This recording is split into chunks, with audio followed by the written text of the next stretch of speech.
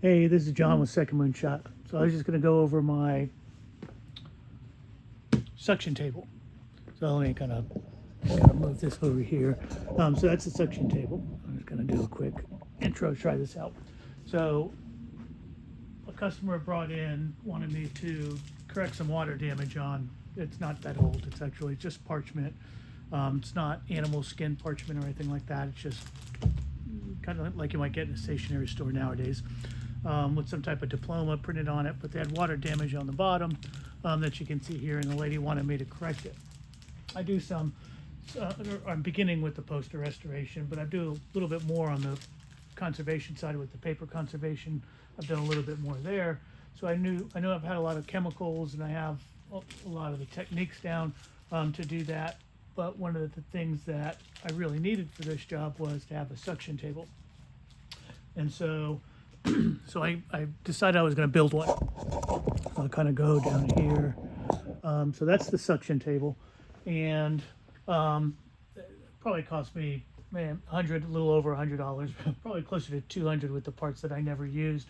But the things that I actually needed for it should be about $100. Scrap wood, some of the PVC I already had. So this is the interior of it, and I wanted it to work with the smaller shop vac I have, which is probably does about 90 cubic feet per minute or so. I've got a larger shop vac if I need it. It just kind of depends on what type of suction I need coming out of for the document being used. So this is the interior. The PVC, you can see down here that the shop vac kind of connects either with a 1.5 inch adapter, or I can use a 4-inch adapter or 2-inch adapter, 2.5 inch adapter as well to go to the larger shop vac if I need to.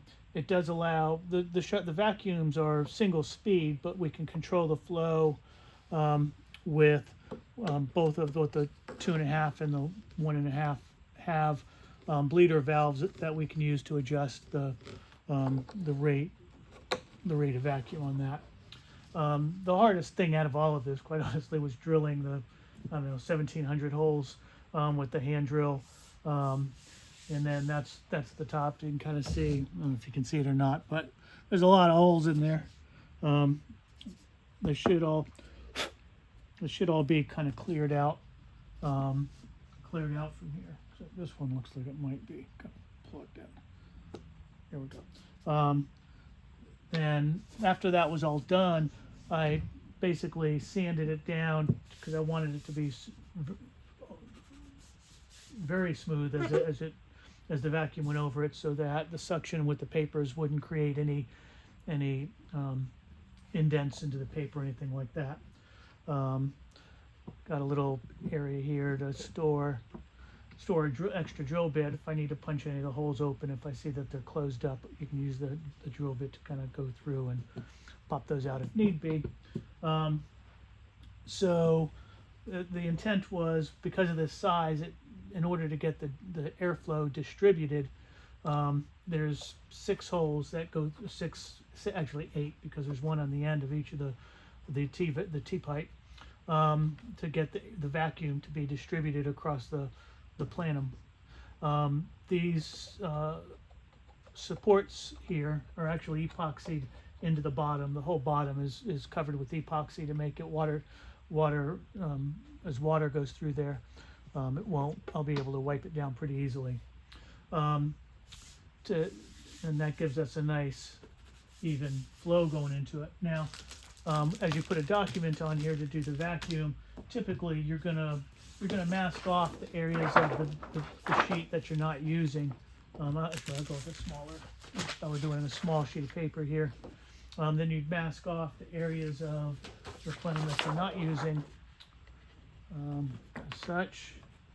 Actually, the way I think I found out it worked probably best was if I just go to the top and one at the bottom. And then, so all the suction is actually going to the holes. Now I'm going to turn the vacuum on, so it's going to be a little bit loud. I'm just going to make sure that. So you can kind of see it's getting a good bit of suction in there. As I turn all the vacuum off, everything is really pretty well on there. And I can adjust it with the bigger vacuum as I need to. There's nothing that actually holds the top on other than the vacuum itself. So there is a strip, and I'll probably have to replace it when I find a better 1/8 inch strip. This is a 1/16 inch neoprene rubber strip that's in here, and probably put it on too early because it's kind of gotten worn. But that, between that and the board and the suction, that'll keep it mostly airtight. Now there is a slight leakage around the edges, I noticed, but nothing that would impede its use, its intended use. And that's pretty much it. I'm not going to do a demo using chemicals and so forth, but this is the board. I'm very pleased with how it came out. I think it should allow me to do some of that restoration on that document pretty easily. I do like the dust right connectors because I can just disconnect them and then store the board as I need to. Just get that stored out of the way. Actually, probably just do that. Take this connector off. Just got to store it in here. I'm not using it, and we're good.